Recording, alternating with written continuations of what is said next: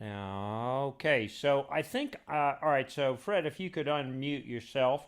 I'm Uh, done. I, Yeah. I am delighted that we are here today, and we're delighted that all of you could make it. And we'll have time for lots of chat later. But I thought we should get, these guys have been very kind to us to be here, and I thought we should get them on. So, really, this is Ken DeVoe, one of my partners in crime. I'm Kevin McCain, but Ken DeVoe got this going because he has long known Dick Ferguson. Now, Dick, I will bring in just a little later, but just to say a word about him. Dick went to Union College, graduated in '67, and somehow he got involved in college radio there and actually ended up spending more time, rejuvenating and relaunching WRUC than doing his actual studies. That will perhaps sound familiar to many of you. After that, he went back to his hometown, which was New Haven, got hired at what was then WNHC AM, and he knocked around there and then in Cleveland for some years. Eventually ended up as general manager and part owner of a group that purchased a rundown station in Bridgeport. It was what it was known in the business as a stick, meaning it had a broadcast antenna, but no listeners and no revenue. They recreated it as an easy listening station and turned it into the top-rated station in Fairfield County. They went on from that to own 17 radio stations in 7 markets and eventually got acquired by Cox Radio, where Dick was named co-COO and spent his time basically acquiring radio stations for the company, which expanded during his time there through 2006. Today owns 58 radio stations in 11 markets.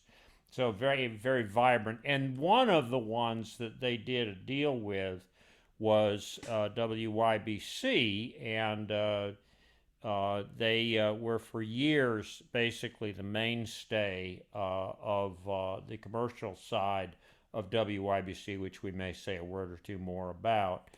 Um, Dick was kind enough to bring in Fred Jacobs, who's the first person you're going to hear from today. Fred, who founded Jacobs Media in 1983, is really the guy who tells, he is essentially the guy who figures out what your listeners, if you are in radio and running a station, what your listeners are listening for, what they're listening to, why they're listening, what they like, what they don't like. And it has really become immensely the tech survey that he and I believe it was your brother, right, Frank? Uh, Yes. yeah, created has become the place where radio execs go to find out what's happening in the industry. And he's also the only radio consultant, or at least the first one, to ever be inducted into the National Radio Hall of Fame, which just happened a couple of years ago. So Fred is from the University of Michigan and Michigan State, both. I have no idea how you resolve that conflict.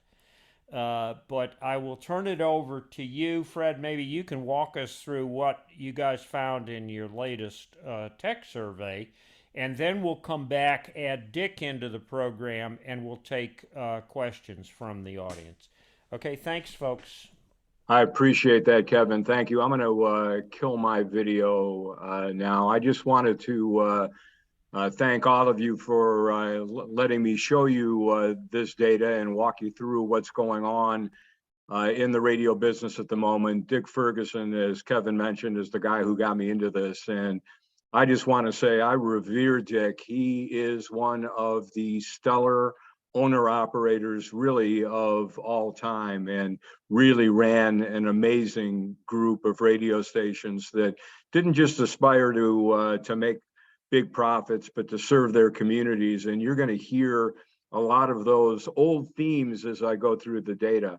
My background is in audience research. I know a lot of you worked in television back in the day. My first job out of Michigan State was working for the Frank Maggot Company in Marion, Iowa. So I was probably in and out of some of your facilities, but radio is my love and my passion. And back in 2004, 2005, we started doing these tech surveys because it was very clear to us that most radio operators were so focused on their own product and other stations in town or around the country that they didn't always see that the entertainment and information world was expanding in the digital arena to the degree that it was.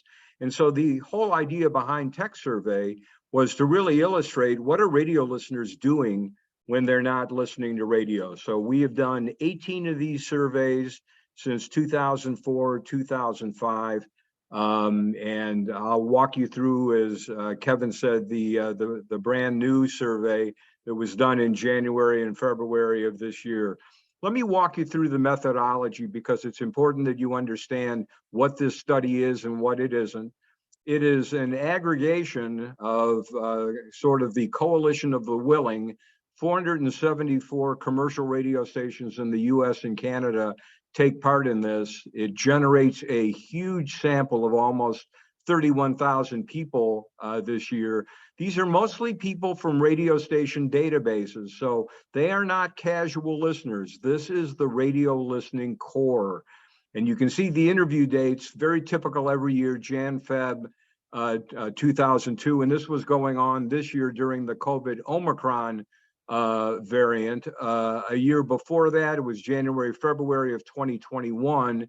You'll see that date pop around when I show you some tracking data. But when you see 2020, you're going to probably go, oh, that was the first year of COVID, which of course is true. But as it happened, we actually got Tech Survey out and back before the pandemic hit. Obviously, we had no idea, but we did that survey in Jan, Feb of 2020, which turned out to be pre-COVID. So most of the respondents, as I mentioned, are members of station databases. Some stations put up the survey link on their website or on their social media pages. It's an online survey. The only weighting that we do is by geography. So 400 interviews from a station in Philadelphia is going to count for more than 400 interviews in a smaller market like Pensacola. Here's the big caveat. This does not represent all commercial radio listeners or each station's audience. It is really a look at core radio listeners. And my philosophy all this time has been, if you don't know what your core is doing, if you don't know what your P1 listeners are thinking and how they're spending their time, then you're not really in tune to what is going on with your brand. And you're going to see the term P1 from time to time, which is just another term for favorite station. So I'm going to jump into a little bit of the demographics here. I'm not going to show you all of them because it would just take too much time, but this is a really important demographic feature here, and it's age. And you can see we've got 2019, 2020, 2021, and 2022. And what you'll notice as I pop up the average years is that every year we get a little older. Just 4 years ago in 2019, the average age was 52. This year it's up to almost 60, and I expect this is going to continue.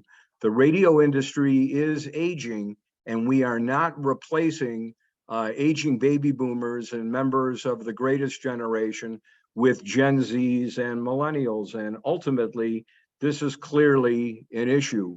One of the things that we also are finding out over the past few years is that even among this core audience, radio listening is in fact going down. Now, it's not going down radically. It's more like a slow leak. This is the first question we ask in Tech Survey during an average weekday. How much AM/FM radio listening do you do? And it can be on any device. It can be on a regular radio. It can be on a mobile phone, whatever it may be. What I always gravitate to, because I am a glass half empty kind of guy, are the people listening under an hour a day. That's already about 9%. And then there's people who aren't listening to the radio at all. That's 5%. Now, you might wonder, how can people be in a radio station database and not listen to the radio? Well, the reason is that a lot of these databases are 20, 30 years old when stations started collecting email addresses, and people were in a different kind of space and time with media, perhaps when they joined the database. So we've got 14% of our audience here that is not even listening to the radio an hour a day or more. And when we actually go back over 5 years, and I'll move my cursor to this top arrow here, these are the last 5 years, people who listen to the radio 1 hour or more each weekday, you can just follow the drip, drip, drip of listeners gravitating away from radio. We started at 92% back in 2018, listening an hour a day. We're down to 86% now. Not much of a gender story, but definitely when we look at the younger generations, you can see there is more erosion among those folks. Now, we have Gen Z here, which basically are teenagers and those in their early 20s. And take the Gen Z numbers with a grain of salt. And the reason is our Gen Z sample is actually quite small because, frankly, there aren't a lot of teens loving what is going on in the radio today. In fact, there are many teens who don't even know what a radio is, as strange as that may be to believe. Now, one of the other issues is that regular radios are slowly but surely disappearing from people's homes. The question here is, do you have a regular radio in working condition where you live that you use? And you can see the 6-year trend here. Back in 2017, 88% of these folks had a radio. It's now sort of stopped at least at 81%, but you flip the numbers around, and that means 1 in 5 core radio listeners do not have a regular radio where they live.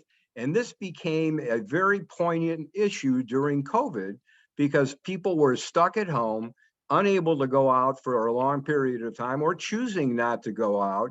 And if they want to listen to the radio, many of them had to find alternative ways to listen via stream, on an Alexa device, that type of thing. So this is another mitigating factor, if you will. And here's the data. You can see men are more likely than women to have a radio at home. It's the millennials, and that really is the problem generation for radio operators at this point. To a great degree, the millennials are not reliable listeners. Their younger brothers and sisters, Gen Z, are even less so. So with all the media and competition that is out there, why are people even listening to the radio in 2022? So we give all of our respondents a long list of possible attributes, and we ask them to tell us what are the main reasons why you listen to radio. So here's the list, and if you go all the way up to the top, you can see the #1 advantage to listening to AM/FM radio. This will probably surprise you as it did us, but that's that radio is easy to listen to in a car. With all the other audio sources, you typically have to plug in your phone and you have to find an app and then you have to monkey around with it. To turn the radio, it is a one-button solution. We've been doing it from the beginning of time, and even today's current radio listeners point to the ease of use. #2 reason, 6 of every 10 people say it's the personalities, it's the DJs, it's the shows. Look at #3, almost 6 of every 10 say, I love the radio because it's free. And we're going to talk about the subscription economy in a moment, because that is a factor as well. Then comes music. 55% say I like listening to AM/FM radio in order to hear music. And then these 4 E's, which stand for emotional benefits of listening to radio. You're not going to see any of these up on a billboard. Radio stations don't use any of this language on the air in their positioning statements, but these are part of the core fabric of why people listen. They're in the habit of listening. And in this case, habit isn't bad. In fact, habit is great. I get up in the morning, I roll out of bed, I put on a pot of coffee, and I turn on the John Boy and Billy show, or Bob and Tom, or my local morning show. I like to work with the radio on. That's mentioned by a majority of people. Radio has always been a great workforce companion.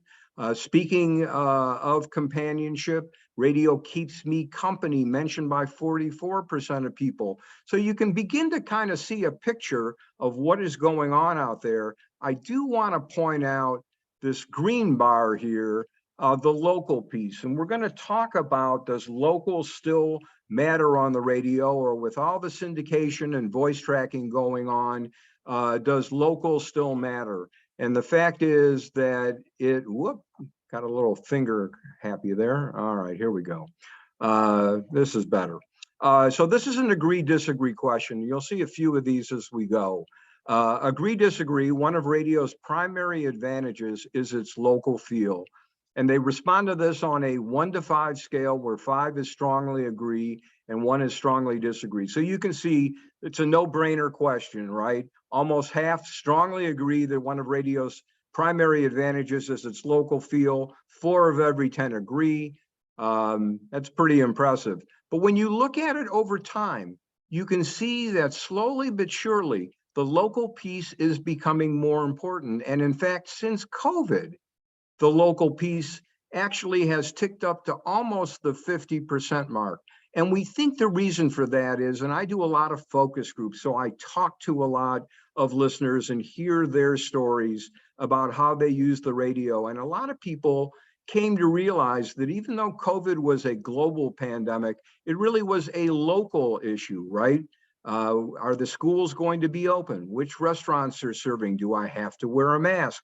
Where can I get the vaccine? I mean, to a great degree, COVID was a local emergency, even though, of course, the country was fighting it nationally and there was the global piece as well. A lot of people came to really appreciate their local radio stations during COVID, which again, just kind of one of those interesting pieces. So as you know, pretty much every competitive radio station out there is streaming, offering different ways for the audience to be able to consume their content. And the question is, what are the distribution points that are most popular? Are people listening on regular radios? Are they listening on their phones? Are they listening on computers? What are they doing? So we ask respondents to think of a typical week listening to their favorite radio station, and we give them all the different outlet points, and we ask them to assign a percentage to each one of those, so we have an idea of how they actually listen to their favorite station's content. And so here it is for all the stations in TechSurvey, and you can see the biggest slice of this pie is people who listen to AM/FM radio in a car.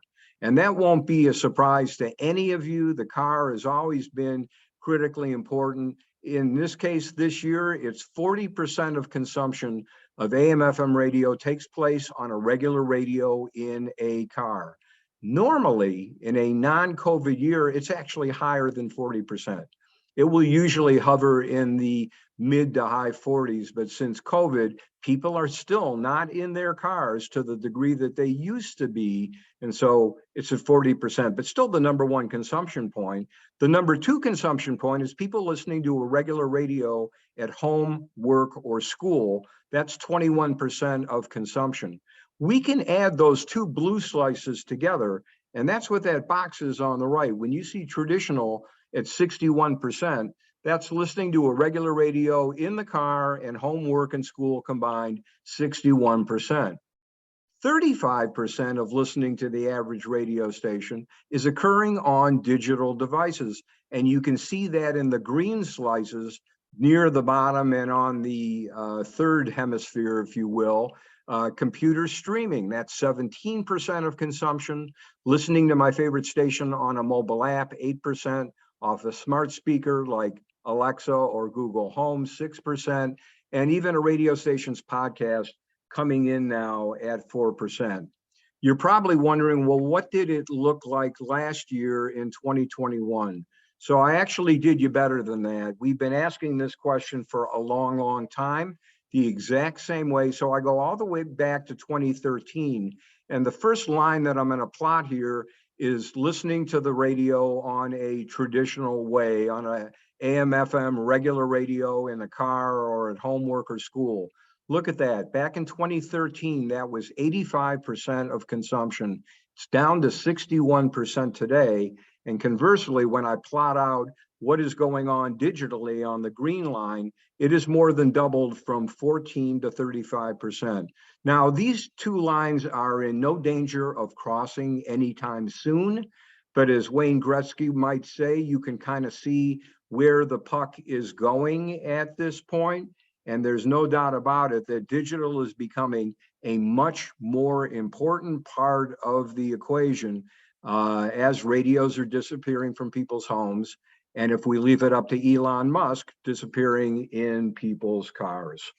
All right, I'm going to shift gears. I promised I was going to talk a little bit about the subscription economy. Obviously, this has really taken flight since COVID. Let's take a look at how radio listeners are subscribing to video streaming sources like Netflix and Hulu and Disney Plus, and then also audio streaming like Spotify or Pandora. So on the left is video streaming subscriptions. 86%, almost 9 of every 10 radio listeners in our survey is subscribing to at least one video streaming subscription, and almost 3/4 are subscribing to 2 or more. That probably speaks for a lot of your households, certainly mine as well. On the audio side, subscription spending is nowhere near as robust. Still, 60% of core radio listeners, 6 in every 10, are subscribing to an audio streaming service of one kind or another. And so to a great degree, this is really a new thing, right? Most people, when all of us were coming up in the business, there was no thought about paying for content. Maybe you paid for cable television, but beyond that, actually paying for a particular channel was to a great degree unheard of until maybe HBO came around and people started subscribing to that. But obviously, with almost 9 of every 10 subscribing to a video streaming platform, 6 of every 10 audio streaming, you can definitely see that we are in a completely different space and time. So I go back to that chart that I showed you a few moments ago. Remember, why do people listen to the radio? And as you recall, one of the big reasons was because radio is free. So here that is over the past 5 years, and you can see it's really held its own. All of these numbers are pretty much in the same basic range. Around 6 of every 10 core radio listeners tell us that one of the things they love about the radio is they don't get a bill at the end of the month for all the radio listening that they've done. And more, we're beginning to hear stations actually talk about this on the air. Interestingly enough, it is the younger end of the audience, obviously the people that maybe do not have as much money, that appreciate the fact that radio is in fact a free service. So I'm not sure this is a steel sword for radio, as an old research friend of mine used to say, but it is clearly an advantage that maybe we should take more liberties with. The other thing that you saw in that why radio question was the high percentage of people who told us they love to listen to the radio because of the personalities, shows, or hosts. So this is the slide that I actually showed you before, except this time around what I've highlighted are those DJs, shows, and hosts. Got my cursor right over there. That's at 62% saying, yeah, that's a big reason why I listen. Music is actually below it by 7 points. That's kind of an interesting thing going on. Talk shows, by the way, are down here at 32%, and I got my cursor right on top of that little microphone there. But really interesting that for the average radio listener, it's the personalities that now trump the music. This is another way of looking at it. This is the 5-year trend on people who say it's all about the personalities, and you can see it's been ticking up. You can also see when you look down at the bottom, Gen Z aside, there clearly is something interesting going on there. We may not have a ton of millennials listening to the radio, but 2/3 of those who do really put a lot of stock in the personalities on the air. Now, when we look at this longitudinally over time, just like we did with the digital space pie chart before, let me show you this. This is pretty interesting. This is the percentage of people who say, I love radio because of the DJ shows and hosts. Now, it's not up by leaps and bounds since 2014, but it has gone from 57% up to 62%. What has changed is the percentage of people who say, I love radio because of the music. That's gone from 70% down to 55%. And you'll notice something really interesting. These two lines, in fact, crossed at 2019, that moment where personalities actually became more important than the music. And I think most of you probably know the reason why. Music has been commoditized over the years, right? I can fit pretty much every song ever recorded on my phone. And I don't have to wait for a radio station to play my favorite song, calling the disc jockey and hoping that he would actually get it on the air. I don't need to do that anymore. I can just go to any one of streaming sources and listen to music the way I want to listen to it. So this has obviously been a game changer for radio. And when you think about it, those of you who've worked in the radio business before, or maybe just listened to it as a consumer, know that one of the things that radio used to do very well was discover new music and new artists. Well, that's one of the statements that we use on Why Radio. I want to discover new music and new artists. And look at what that percentage has done since 2014.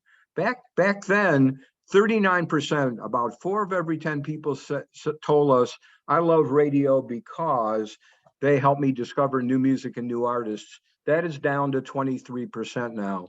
So some of it relates to the fact that radio has become more conservative, especially in the PPM era, in the 48 biggest markets where meters are now used to measure listening. There is clearly more trepidation about taking risks, but there really is a global issue with new music discovery. And part of the issue is new music is available in so many different places that the whole thing's become highly fragmented. Unlike when all of us were growing up, and the only place you really could discover was new music was the radio. And if you grew up in the 80s, it was MTV. But that ship has in fact sailed. So Kevin may have mentioned at the beginning, I'm from Detroit. Cars are clearly in my DNA, and cars are a very big part of the story. These are two industries, automotive and radio, that have been joined at the hip for the last century. The automotive companies have done us an amazing favor, including, for the most part, for free, an AM/FM radio right in the center of the dashboard at no expense to any of us.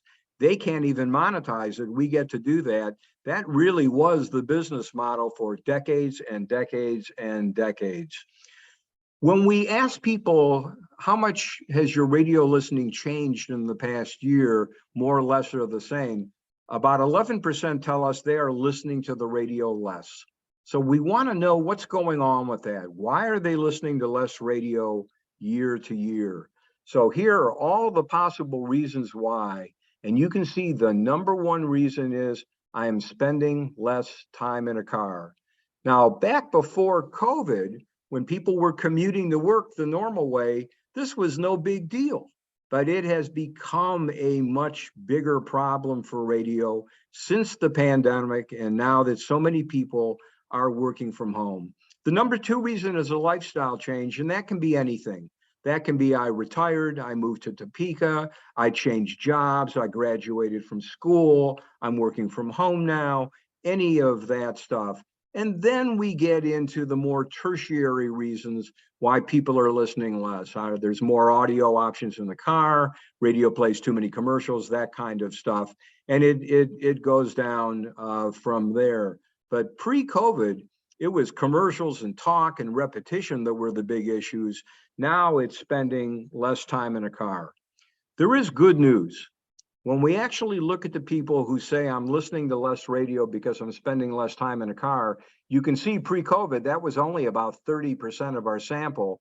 Then in 2021, that shot up to 71%. Now, the good news is it's fallen back to 50. So it's looking better, but it's nowhere near where it should be. And radio listening is not going to recover from its pre-COVID levels until we get that percentage down into the high 30s, mid 30s, that type of thing. When you look at the demographic spending less time in a car, it's kind of all over the place, but you can see women more than men, millennials and boomers leading the way as well. So let's dive into the dashboard for a moment. We go to CES, the Consumer Electronics Show, every year. And this, what they call pillar-to-pillar dashboard, is really going to probably be the industry standard in the not-so-distant future. And they call it pillar-to-pillar because, as you can see, the screen starts all the way at the left-hand pillar of the car and goes all the way to the right-hand side. So obviously, the days of 2 knobs and 6 presets are in fact over, and the car as a source of radio listening has changed. One of the reasons why, even for people driving low-tech vehicles, we now learn that 8 of every 10 people are able to connect their smartphone to their cars. And what that means is that any content that's on their smartphone, so it could be YouTube, it could be Spotify, it could be Pandora, it could be whatever it is, now plays through the speakers of their car with just an aux-in jack, or if they actually have a system like Ford Sync or Chrysler Uconnect. But 8 of every 10 consumers can now connect their phones to their cars. There's no gender story, it's exactly the same, but there certainly is a generational story. And this is one of the things that is putting a lot of pressure on radio operators, because the younger you are, the greater the likelihood. The moment you get behind the wheel or even in the back seat, you are connecting your phone to your car, avoiding the radio and listening to something else. So how is radio holding up in the car? So what we do is we ask our respondents to think back to a weekday, and we give them a list of all the different audio sources they could be listening to in the car. Same deal as we did before. We ask them to assign a percentage to each one. Oops, sorry, I got ahead of myself a little bit. Here's where I really want to be, and this will be very telling for a lot of you. We ask our respondents if indeed they are in the market for a new vehicle in 2022, or have they already purchased one? And that 12% over there in the bottom right indicate the percentage of people who in fact are looking to buy or have already purchased or leased a new vehicle. We take those people, we isolate them, and we give them this list on the left-hand side, and we ask them to tell us, what are the most important features you've got to have in that next new car that you buy or lease? So number 1 is Bluetooth at 76%, and number 2 is FM radio. We have been asking this question this way for many, many years. This is the first time that Bluetooth has actually beaten FM radio. Not good, right? And look at AM radio, even less essential as we go down our list there at 33%. Apple CarPlay, a few rungs down at 26%. That's not very high in the overall scheme of things, but it is pretty high when you actually look at where Apple CarPlay has come from. If you're not familiar with Apple CarPlay or Android Auto, essentially what they do is mirror your phone, whether you have an iPhone or an Android product, and they kind of put the apps on your phone on your screen, and radio to a great degree kind of goes in the background. Again, not good. Here's the question I teed up before. What percentage for each of these audio sources do people actually listen to in the car? So you can see still, in spite of all the competition and pillar-to-pillar screens and Apple CarPlay and everything else, number 1 in the car is AM/FM radio. 56% of all consumption in the car is still AM/FM. Satellite radio is 19% of consumption. Personal music, 9%. Streaming audio, 6%. We'll come back to that. Podcast, 5%. Audiobooks, 3%. So woohoo, right? AM/FM is number one at 56%. And when broadcasters first see this, they get excited. And then I remind them, think back to maybe 20 years ago, before there was satellite radio, before there was Pandora and Spotify, before there were podcasts. What would AM/FM radio's percentage of consumption have been back in the early 2000s? And even though we weren't doing TechSurvey back then, I'm guessing that it was probably north of 80% and maybe even closer to 90%, because the only other thing in the car was a cassette deck or a CD player, or in older cars, 8-tracks, right? So this actually does, in fact, represent some degree of erosion. And you can see that when you look even back to 2018, and this is the percentage of AM/FM in the car. It has gone from 62%. And again, it's a trickle. It's not a torrent. It is a trickle, but it has dropped 6 points from 62 to 56%. And it's going to continue to drop. And the reason that I know this is that the more people buy vehicles that are well equipped with great screens, and that's pretty much everything now rolling off the assembly lines, including entry-level vehicles. And so we ask our respondents, we isolate out the people who are already driving cars with Chrysler Uconnect and Audi Connect and Ford Sync to see what their profile looks like. And you look at AM/FM car radio, it's only 40% of consumption among people with really cool high-end dashboards. That's 9 points less than it was for the overall population. Look who the winner is. The beneficiary, to a great degree, is SiriusXM. And you're probably going, why would that even be? And the reason is, we think that for a lot of people who buy one of these vehicles with a high-end dashboard, satellite radio comes for free for a number of months, as long as a year. And for a lot of these people, they've never experienced satellite radio before. They've never paid for it. And so all of a sudden they get 200 channels. The music channels are commercial free. The spoken word channels can be pretty interesting. And they sort of pig out on satellite radio when they get it. The other thing with satellite radio in the car is that it is as easy to listen to as AM/FM car radio is. And in fact, it's easy to preset as well. So bottom line here is, the more people, in fact, buy newer vehicles, it does not bode particularly well for broadcast radio. So let's look at satellite radio for a moment, because when I think about all the threats out there, all the erosive platforms that are challenging broadcast radio, I'm always asked which one actually causes you to lose more sleep at night. And in fact, it is SiriusXM radio at this point, for a couple of reasons. They figured out the subscription thing really before anybody did. And as you saw on the previous slide, they are indeed a factor. But here's where the rubber really hits the road. The question that we ask of people who subscribe to SiriusXM is, how has your listening to AM/FM radio changed since you've had access to SiriusXM? And you can see these purple slices tell the story. 20% of satellite radio subscribers say they are listening a little less to AM/FM radio. 25% say a lot less. And you kind of net that out with those who are actually listening to more AM/FM radio, and the net is minus 36%. So as people become accustomed to satellite radio, they move away from terrestrial radio. Not a good thing. If you look over at the right, you can actually see the folks who are spending even less time with broadcast radio as a result of satellite radio. They tend to be fairly even down the line, but men more than women, and people who enjoy music stations, which are commercial free, of course, on satellite radio.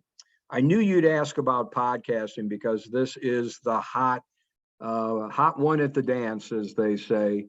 Podcasting, what is going on here, and what kind of impact does it have on broadcast radio? So we ask our core radio listeners, how much podcast listening do you do? 15% in pink say, I listen to podcasts every day. 15% say, I listen to podcasts every week. So we add those together, and that's about 30%. Now you can see it has grown over the past 5 years, not by leaps and bounds, but it does get a little bigger every year. Men and women are pretty equal when it comes to podcast listening, but no doubt about it, it tends to be an age thing. It is very much driven by the younger generations, but still 1 in 4 boomers are listening to podcasts weekly or more often. And spoken word broadcast radio fans, those who prefer news stations, news talk stations, sports stations, tend to be bigger podcast fans. But let me draw your attention to the red slice of this pie on the left. 4 of every 10 people tell us they never listen to podcasts or have never listened ever. We ask them why, and I'm not going to show you that, but the reasons are a lot of people are confused by podcasts. They don't know how to do it. They don't know where to find them. There still is a lot of clunkiness for many people when it comes to easily listening to or finding podcasts. So that is a negative. And notice in dark blue at the bottom, 20% listen to podcasts monthly or less often. So when you add together never and less than monthly, 6 of every 10 people are not involved with podcasts to any real degree. And until it gets over the halfway point, it's not going to become super mainstream. So that is, in fact, an issue. Let's talk smart speakers. These things didn't even exist 7 or 8 years ago, but these are, in fact, becoming one of radio's friends, especially because, as you saw before, a lot of people don't have radios where they live anymore. And the bet is that for many people, smart speakers will, in fact, replace radio. So that's the hope. Look up on top, you can see the overall penetration of smart speakers with our sample. I don't have 2017 here. I probably should. It was only 11%. Then it doubled to 21%. Then it went up to 27, and then up to 33. I was referring to that back then as iPhone growth. But this kind of leveling off thing, and we're seeing this in all of our research, you can see now it's flatlining at 35%. We just did the public radio version of this study, and I'm working on it now. Same deal, flatlined year to year. And I have a good friend at Amazon, and she tells me that's what they are seeing as well. There's a lot of people out there who refuse to bring a smart speaker in their home for privacy issues. So that's another whole conversation. You can see demographically, it's the millennials and the Xers who are leading the way. This is really interesting. Even though overall growth with new people is flatlined, as you saw, those who already have a smart speaker have a great likelihood of bringing 2 or more into their homes or workplaces. When you actually look at the percentage of people who say, I now own 2 or more smart speakers, it's gone from about half the sample in 2019 up to 64%. So people who are into this are into this. They'll pop one in the bedroom, they'll put one in the kitchen, they'll put one in the garage. They do become very convenient ways, in fact, to actually listen to radio. And so that brings us to our next slide. What are the use cases for smart speakers? What do people do with them the most? Well, the number one use case mentioned by almost 4 of every 10 smart speaker owners is they will listen to a streaming service on their devices.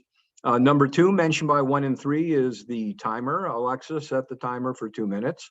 But look at number 3, listening to an AM/FM radio station, mentioned by 3 of every 10 people. And this is big, especially in light of the fact that radios are disappearing from people's homes. And this is why you're hearing so many stations now promoting their smart speakers that, yes, you can listen to us by saying, Alexa, play WPLR. Hang on one second, clear my throat.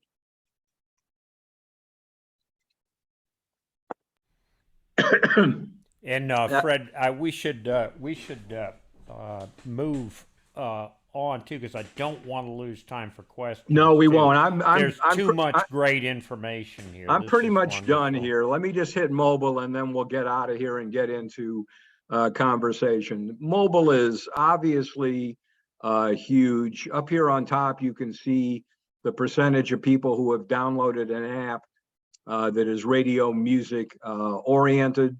The younger the listener, the greater the likelihood they have in fact downloaded a radio or music app. And you can see on the right the most popular apps. And with our sample, it is their favorite radio stations app, followed by YouTube, Pandora, Spotify, and iHeart. 4 of every 10 respondents are aware their favorite station has an app, and you can see that awareness and downloading has in fact gone up. Sports fans are the people who are most likely to appreciate the fact that their favorite station has in fact created an app. And if you build it, they will like it. The excellent scores for the radio station app are right in the mid 50 range, and it's been that way for a number of years. So I'm going to skip through the key findings, and here's my information. Here you can contact me. My email address is here. As Kevin said, I'm going to turn my video on and let's talk about what you've seen. And I will try to answer any questions that you have. And if I can't answer them, I will tell you that I don't know the answer, because I don't know the answer to lots of stuff. I doubt that. And let's get Dick in here too. What was happening, Fred, was the chat channel is exploding with reaction to what you're saying as we're going. So I know guys want to jump in.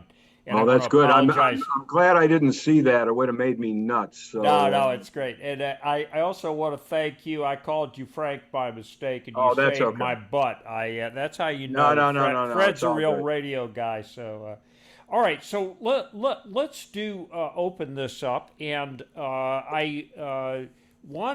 Jay Paul, I believe, had a question about how does NPR figure in all this and public radio? And Fred, you actually do a whole separate survey. Do you want to say a word or two about? Yeah, Public Radio Tech Survey. There's been 14 of them. They are very different from this, and yet very similar. The audience is aging over there, just like it is over here.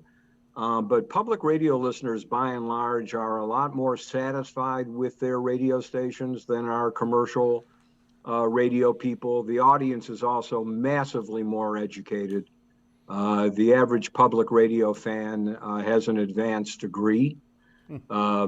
Believe me, that's quite a bit different than it is for commercial radio. So similarities and differences. Those of you who are radio veterans know that back in the day, and Dick, you can speak to this, public radio was never listed in the book. Commercial radio broadcasters didn't even know how these stations were doing, and many of them didn't even listen to them.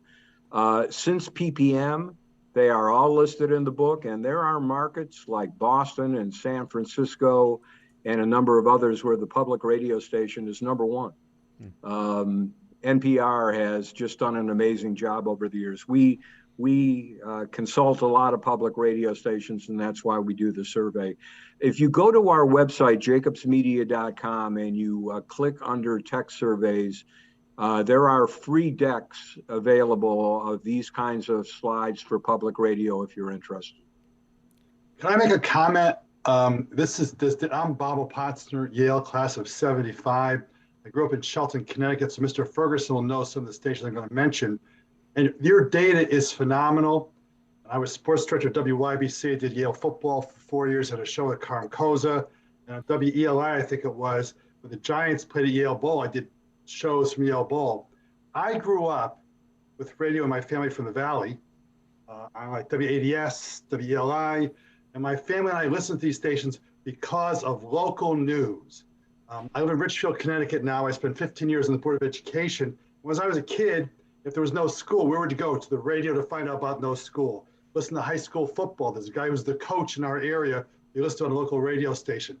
I don't know what the purpose of today's show is, but from my perspective, I wanted to get on because I wanted to say that lack of local news and sports not only in radio, but also local newspapers, where you have 2 pages of local news and 45 pages of Milwaukee, Wisconsin stuff, I think is hurting the industries. And so I was hoping to talk about if you're looking to get more involvement of people listening to radio, to me, the lack of local news and sports is critical. And also a lot of stations have it. 7 o'clock, they go to some national conservative, Republican, or whatever, Democrat, whatever show. And we don't want to hear that. I can do that on MSNBC, CNN, whatever. So my question to you is, if you're looking to hear information more than just your data, and data is wonderful, but and I'm not a professional. I actually do 3 shows a month on Comcast TV as well as being a lawyer. But by saying to you, if you want to get more activity, if that's the goal to get more involvement in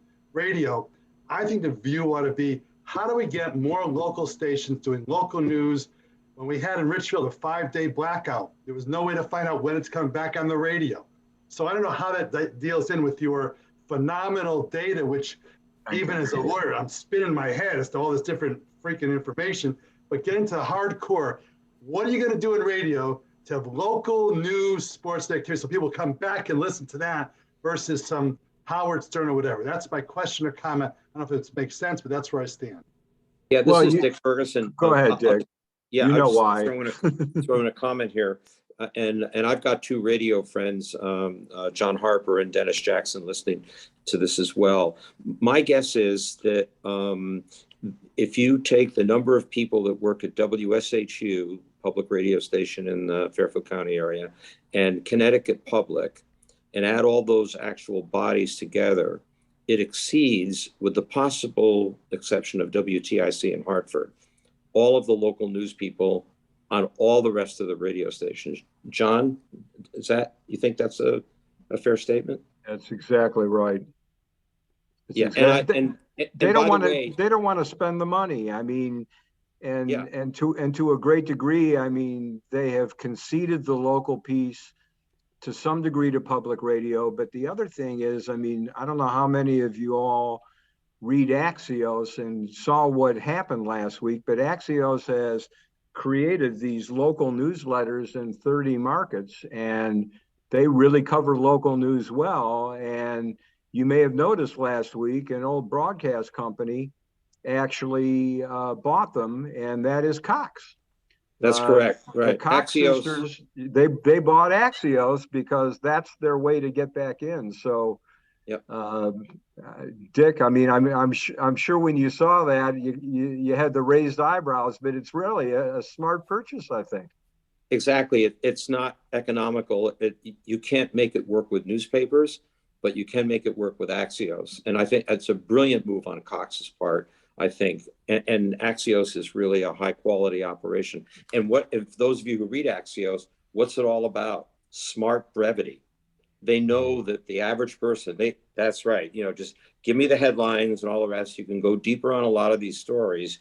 And I think Cox accurately said, they had a lot of newspapers. They're just down to the Atlanta Journal-Constitution, which I don't think makes money. If it does, it doesn't make much, but it's part of the Cox family's, commitment to the market, so to speak. And but now they see this big opportunity that the local newspaper of the future is probably Axios. Other questions, guys? Thank you, by the way. Thank you. Sure. Other folks? Yeah, I'll make a comment, by the way. WYBC,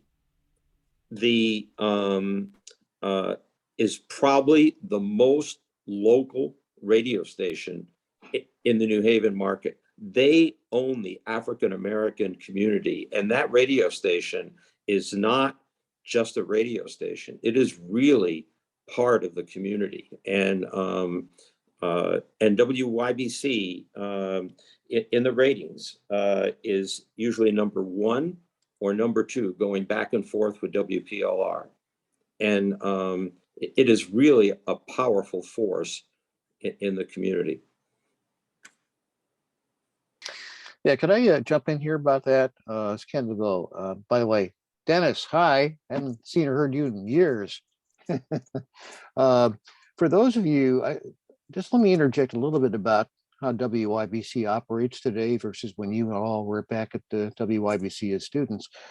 In our day, we had the FM and we had a closed circuit carrier current AM, and we were entirely run by students. We were commercially licensed on the FM, not many college stations were, and we had to kind of pay our own way. Yale didn't own us, manage us, or support us with money except for giving us free space to do what we did.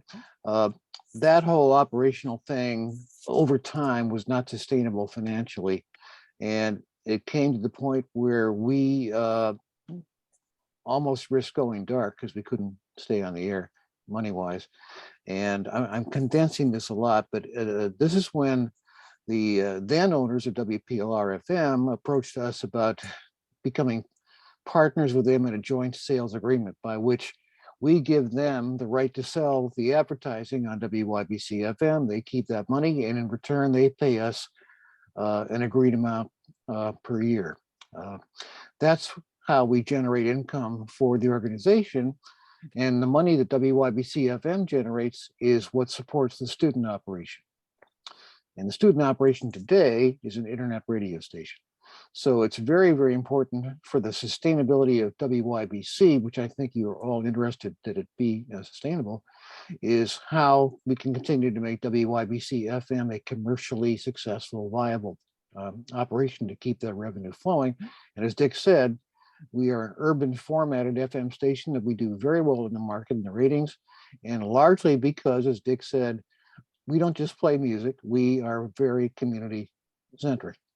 And that separates us from not only the other stations in this market, but maybe other urban stations too. And my question really to Fred and Dick is that, does that hold hope for us versus other traditional radio?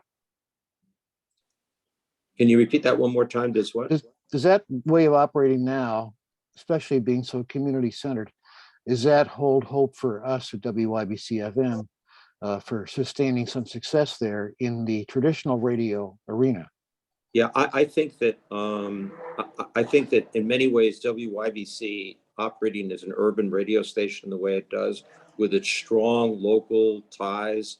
The scary part is the leader of the band there is a guy named Juan Castillo, who must be almost 80 years old now, right? No, not quite, but yeah, and I'm 76, so I'm not going to brag. But the thing is, he's out in the community, and that's what radio back in the day really was.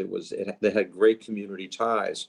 For the most part, a lot of radio stations are just music machines, and they're one big opportunities in the morning. So the other really big morning show in Connecticut is Chaz and AJ on WPLR. The other thing is too, in the way radio stations are sold. So the people who own WPLR, own WICC, WEVE, which many of you may not know, but it's a really big radio station. WEZN, my old station at 99.9, and WYBC. They basically have all the radio stations in the market, and that gives them the pricing power, to go out and sell advertising across a whole spectrum of formats, and that's really the only way they can survive. Almost all the radio stations in Connecticut are either owned by this group or by iHeart, which has the majority of the radio stations up in Hartford, along with a company called Odyssey, which includes all the old CBS stations, like, KNX in LA or WINS in New York or CBS. Yeah, you're exactly right. They all want another round of deregulation badly. And the goal is that one company will, for the most part, own all the radio stations in a given market. The exceptions are the top 10 markets where maybe there will be 2, maybe 3 owners. But yeah, in a market like New Haven or Flint, Michigan, it'll be one owner is really what we're down to. And I'll just add, my kids are 30, 29, and 26. And with the exception of my daughter, who's a newspaper reporter, who listens to NPR on occasion, they do not listen to the radio. I kid them. I go, everything you have in life came because of the radio. And they laugh and go, oh, Dad, blah, blah, blah. But they just don't. I mean, they connect their iPhones to their dashboards, and it's just not relevant to them. So let me throw one out that I think Jim Corus raised on the chat board, but satellite, so-called satellite radio. There was a lot of chat about that. How do you guys see, I mean, Fred, you described it as kind of the enemy because your audience is, local stations. But it's radio. I mean, it's surviving. Do you see it as a long-term play, or do you see it as is it just a blip because cars don't have good Wi-Fi yet? No, it really is, I think, a very good model. And when you think about it, as a result of it being subscription, they are not slaves to the ratings, and therefore they don't have to play limited playlists, and they don't carry commercials, as long as people are willing to pay for the programming. And you may notice on a lot of the bigger music stations, most of the DJs are all former broadcast radio DJs. In fact, most of the people working there come from broadcast radio. So it has proven to be a viable model, and it is really a long-term issue. And you saw the numbers. When a large percentage of core radio listeners are saying, once I got satellite radio, I'm not listening to as much broadcast radio. I mean, that's a shot across the bow. I mean, that's a big, big deal. And yet when you talk to radio execs, oftentimes they'll kind of poo-poo satellite radio's deal. I mean, the only thing going against satellite radio is that it is still not a huge percentage of the overall audience, but if they continue to give it away and compensate the automakers for putting it, and by the way, that's why it's in cars. Unlike broadcast radio, the OEMs, the auto manufacturers, pay the automakers for presence in the vehicle. So that's why you see them marketing their cars oftentimes with satellite radio. It's a plus.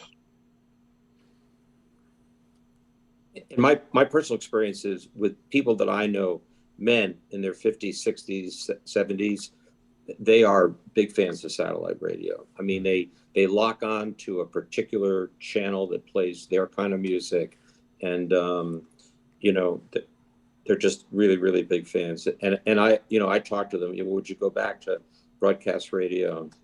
Not happening at all. They don't. No more commercials. They play just the music they want. They can get Bloomberg Business on it, which does have commercials. They get a bunch of that kind of stuff, and they're really happy, and no reception problems. Other questions? Yeah, J. Paul, go ahead. Yeah, I'm Paul Horn, business manager in 58, 59. So I've got a bit of an age advantage on all of you. On satellite, one of the big advantages of satellite, which we found out when commuting from Washington up to Rochester, was you don't have to worry about reception. You don't run out of an FM station's broadcasting range. Yeah. But I had a question for Fred, and that is, even as an NPR listener, I'm a little worried about the concentration of the large groups of FM stations. To what extent has it been concentrating, and is it prone to the weaponization, if you will, for either commercial interest or political interest, because these groups represent hundreds of stations? That really doesn't exist in public radio. Most of the owners of public radio stations are universities. Right. No, I knew that. What I meant was in the non-NPR FM sphere, to what degree is there concentration? Oh, in non-NPR, it is amazingly concentrated at this point, and they want it to be even more concentrated. I mean, right now, the two biggest companies, as Dick said, are iHeart and Odyssey, the former Entercom. There's Fred, a couple. Go ahead. I looked this up. iHeart has 855 radio stations. Cumulus has 505, and Odyssey, which is CBS, 235. Right. And by the way, these are the best radio stations, So it is highly concentrated at this point. And if they had their druthers. I mean, Dick, do you agree? I mean, it would be more concentrated. I mean, I think consolidation is going to continue. It's not done. And just as a reference point, there are roughly over 1,000 public radio stations in the country, and NPR has an audience of between 26 and 28 million people nationwide.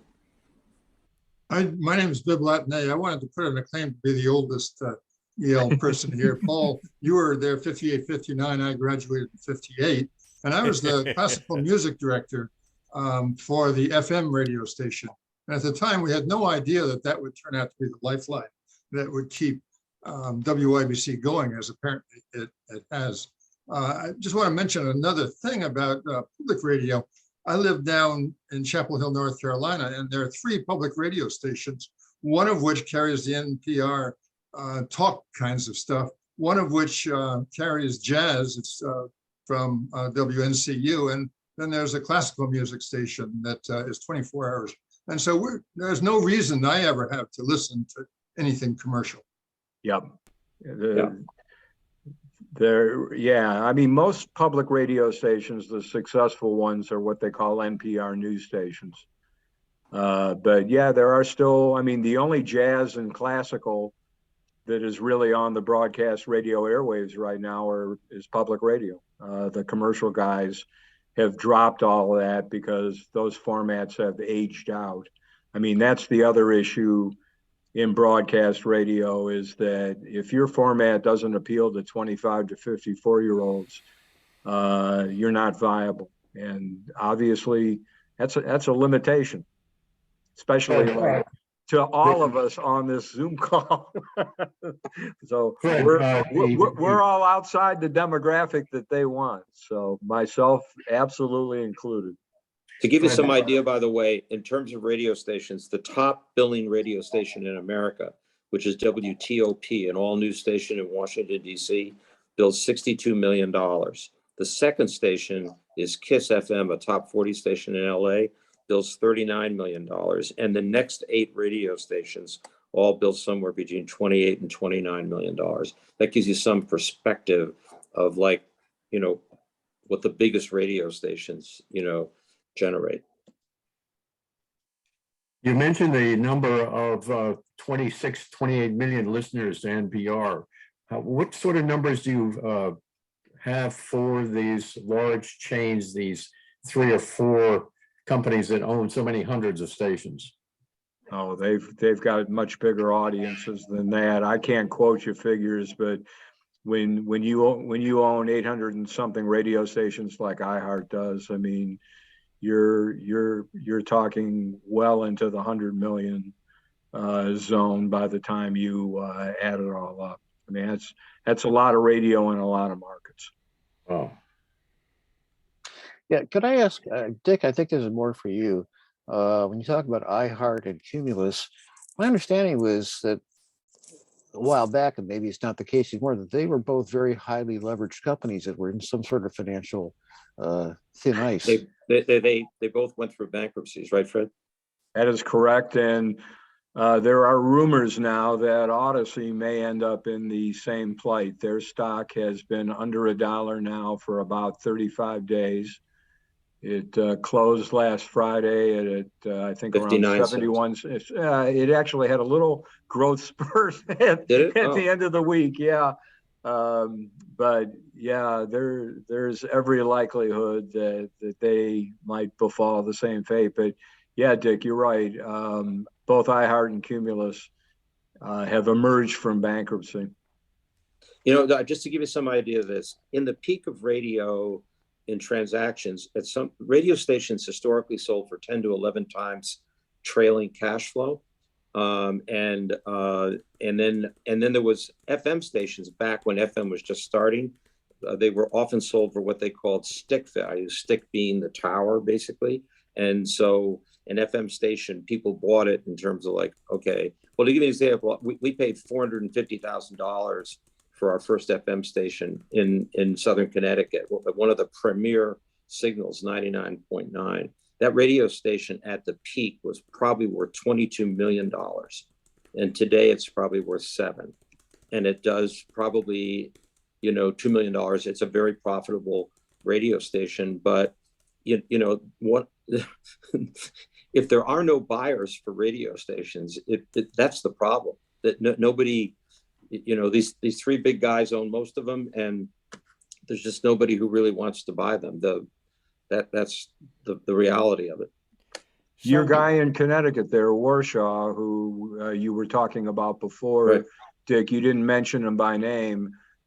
He's been in the rumor mill to possibly buy Cumulus, and there's been some talk about him picking up the Cox stations. But you're right, he's one of the few people who is doubling and tripling down on radio. Most other players are running away. And he's a good friend of mine, and quite frankly, among a number of his friends, our question to him is, what are you doing? Nuts? Are you nuts? What are you thinking, Jeff? Yes. Well, he raised a lot of money in one of these SPACs, and I'm not a finance guy, but I think a lot of these SPACs raise the money and then they just not really sure what to do with it, and so that's part of what he was doing. Well, also just interject a second that Jeff Warshaw, who runs Connoisseur Media, is currently WYBC's partner in the joint sales agreement. That's right. So I think it's in our best interest that he stay afloat. Exactly. Yes. Humor him and make him happy. Yeah. The good news for YBC is that it's part of a great cluster of radio stations that are very, very, very well run in a very difficult environment out there. There's some really good people in that radio station. And he genuinely loves radio too. I mean, he really does this. Yeah, it's a radio. I mean, aside from all the profit motivations and everything else, Jeff is an operator. I mean, he really cares about the radio business and serving communities and all that. He's really a fun guy to hang out with if you've ever met him. Yep. Let me ask Dick and Fred a question, which is, I spent my life in print and web journalism. And one of the features of that world is, and Fred, you alluded to this, they were able to conquer the subscription model in digital form. And if you look at the successful companies today, and Axios is one of them, that there is always underneath it, there is subscription. If you want Axios's reporting on FinTech, it's going to cost you $600 a year, and that's part of what keeps the lights on. Are there any prospects for these radio stations to develop a subscription model so they're not so tethered to advertising? Satellite. But if you're talking about the terrestrial broadcasters, I mean, most of them don't have the content that would command subscription. I mean, the public radio model is interesting. It's not subscription. Here's an interesting question for you. Do you have an idea of what percentage of the public radio audience actually donates to these radio stations? I'll give you a hint. It's lower than you think. I would have said 2 to 3%. Well, it's higher than you think. It's 10%, but Wow, that's pretty good. It's been 10% forever, and they're kind of in a weird bind because they're working on the honor system.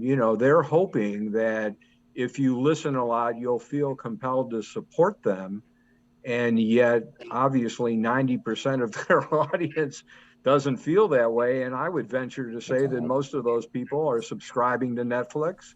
And maybe paying for satellite radio and buying Disney Plus. But that's part of the bind. That's part of the business model bind that public radio has. And commercial radio, back to the question, maybe doesn't have the kind of content that people are willing to pay for at this point. And where it really hurts, besides the business thing, is data. I mean, radio has no data. I mean, the only data we have is Nielsen numbers, which, believe me, is not the least bit helpful.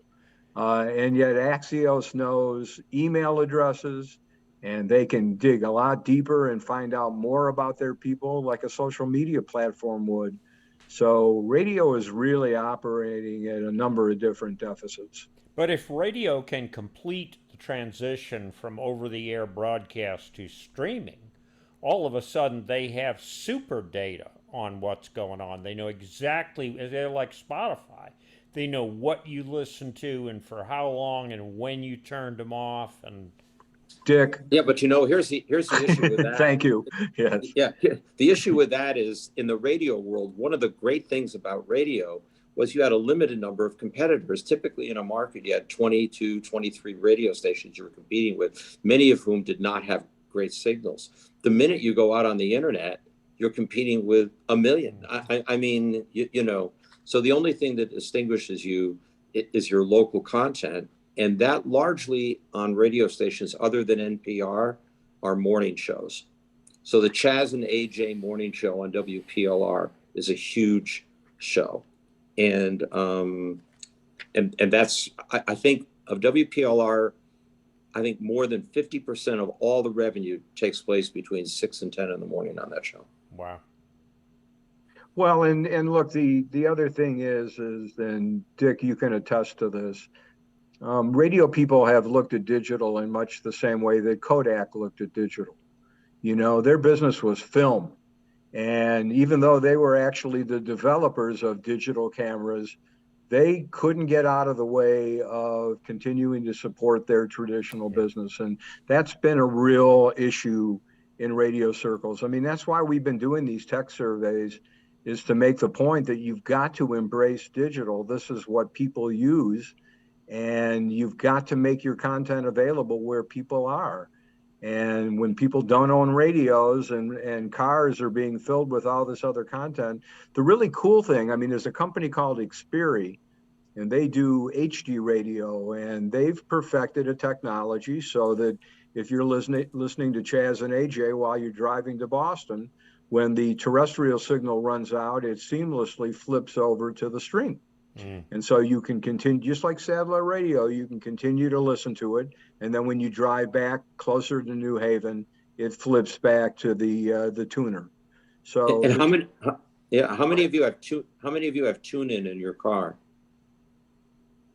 So tune in, I have a Tesla, so it was built into the car, but basically on tune in, you can, if I miss morning edition, and I'm driving around in Connecticut, I can listen to KPCC in Los Angeles, which is 3 hours behind, and hear the show. And when I drive up to my house in Maine, I listen to my local NPR station all the way. I listen to radio stations all the time. I don't think I've actually listened to them in my car on the radio for 5 years. Could I break in for just a second? I'll have to go in a minute. This was all very informative. This is William Logan. I was co-music director, would have been 70-71, PD 71-72, and did 2 summers on WIBIC. WIBIC has something a lot of radio stations don't have, a huge number of alumni who are devoted to it, or at least devoted to the memory of what it was. About 10 years or so ago, maybe 15, Mitch Capor was one of the people who tried to get WIBIC back on a sound financial footing by tapping alumni. I don't know what happened to that, but donations really help a lot of nonprofits. And I don't see no reason, given the database that was then available, and it could be available still, that we can't find a group to go hit us up once a year. I don't give Yale money, but I would give WIBIC money. Well, Bill brings up an issue that actually, I think, brought this group together, which was some of us were wondering, how is the student part of WYBC operating now? And it appears they actually have a good revenue stream, thanks to work that Ken and others have done. But what we haven't asked ourselves yet today is, why would somebody want to do radio now?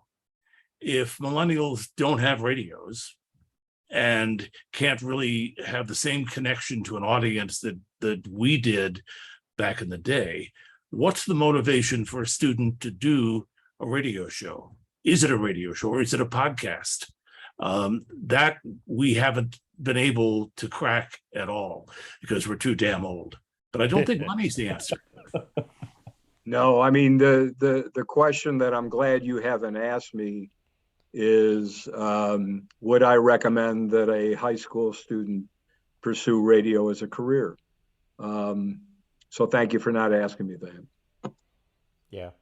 But very So few people. on my college radio station at Union, I met recently, because I'm trying to help them out a little bit, with the outgoing and incoming president of the radio station. Neither one of them owns a radio. They're the president of the radio station. I asked them if they have ever seen a radio in anybody's dorm room, and the answer to that is no. No. But what the potential for them is that kids can come in now, if they kind of reimagine what the radio station is, kids can come in and do a show, and it gets loaded on a hard drive, and then the show is on demand. So they can go back to their dorm and listen to it. Their parents can listen to it. They can tell their friends to listen to it. And I think that the future of that college radio station will be, in effect, an on-demand radio station. And the only reason that they'll keep the radio station at 89.5 or whatever it is because I think they get lower performance royalties if they do it. They would literally be keeping the station on the air to keep their performance royalties down, not because they think anybody actually listens to it. Ken DeVoe, does WYBCX have that capability right now? I believe so. Maybe not as robust as what Dick's station, television station is, but I just wanted a couple of quick points. Bill, to your question about the alumni, I've been on the board of governors since like the early 90s, and currently we have a WYBC alumni outreach person, and she is going to be organizing some things that will, find a way to communicate with the many WYBC alumni out there. Now, we purposely, in these Zoom sessions in this group, do not want to talk about hitting us up for money. That's not what we do these things, but there will be other mechanisms for that. And the second thing is, I think, and Kevin, if I'm not right about this, we are planning another Zoom session that will involve some of the current WYBC students and what they're doing and what they're looking for. So when that happens, I'm sure you might want to join in on that and listen to them. It's a very robust student organization. It's not radio as we did it, but there are a lot of kids doing shows and podcasts and other things on what is now called WYBCX. So we can find out more about that in the future sessions. Could I ask a question about the technology here? We've mentioned podcasts. I've not heard blogs mentioned or YouTube videos on different subjects, and which I find even for the workmen who come to the house here to repair things, they don't know how to do something, they get onto YouTube and find a video showing them exactly what to do. There are a lot of sort of one-off kinds of programs or content. To what extent does the commercial FM listener count on a regular schedule? You mentioned the popularity of the morning programs. That's probably pretty important because people know they can count on hearing that at a given time. We listen to the news hour because here in Alexandria, it comes on at 7 p.m. That's a part of the habit. But there are so many, listen, you've got Zoom here, you're recording this, we're going to make it available to other WYBCers. The proliferation of inputs or things you could listen to is just staggering. To what extent does a regular schedule help attract listeners? Well, Dick said it well before. I mean, to the degree that your life is habitual, you get up at the same time, you drive to work at the same time, you drive home at the same time, especially in the morning hours, it still is important. But as we know, normal commuting patterns have not returned. And in the bigger the market, the more people are still working from home. So morning drive has been diminished somewhat. And then the other piece, and Dick addressed this with the Chaz and AJ thing. If you're in the habit of listening to Chaz and AJ, you're going to either try to catch them in real time or try to catch the podcast, essentially the on-demand version of their show. So more and more, I think the medium is becoming less tethered to time and is really more dependent on whether the content is good enough for people to seek it out, like Dick does with Morning Edition or Terry Gross or that type of thing. I hope that answers the question. I think there is one opportunity potentially for WYBC and all college radio stations, and that's sports. play-by-play sports specifically. So, and I know, the problem at a place like Yale is that if they have a big football team or something, a commercial station will buy the rights, and often it blocks out the college radio station. But there's a whole bunch of kids that want to be sportscasters and whatnot. And that's an opportunity. It's live, it's play-by-play.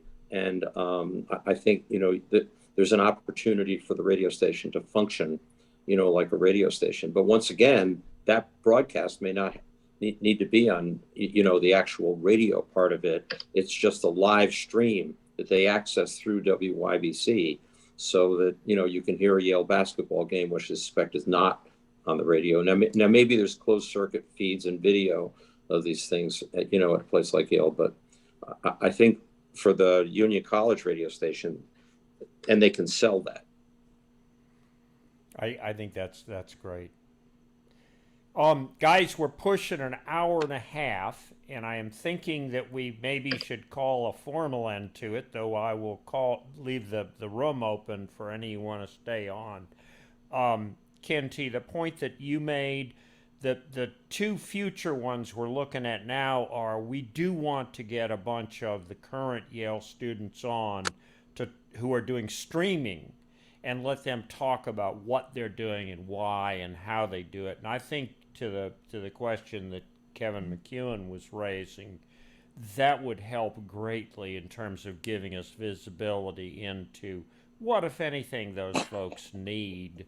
And Bill, your question, what, if anything, do they need? Is there anything that can be done to help them? The second thing is, listening to you guys talk, we have got to do another history of WYBC that picks up the 50s and the 60s. And I can't organize that because I don't know the people, but I'll be in touch with some of you, and let's see if we can't put that one together. We do these about every 3 months, give or take. So there's plenty of time. Is there anybody else who wants to chime in with a last comment here before I turn this thing, at least formally, to an end? Yeah, I just want to. I want to just jump in and thank Fred. Fred generally gets paid a lot of money to do this. He did this seriously. He did this for free because he loves radio, and I obviously, if you're on this call, you have a great WYBC experience, and so Fred, thank you for doing that. It really was first rate. Well, actually, both Dick and Fred are getting our extremely high union scale for this event. And we owe them an amazing debt of gratitude. This has been so great. Dick and Fred, my God, that was wonderful. Just absolutely wonderful. Well, thank you. It was an honor to be here. It was great to meet everybody. And for Dick Ferguson, anything.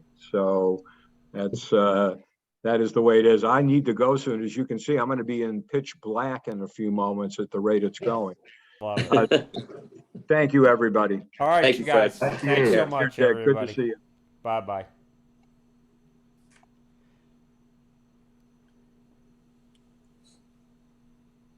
I'm going to sign off too. Take care, everybody. Sounds good. Thank you, Dick. Bye-bye. Yep.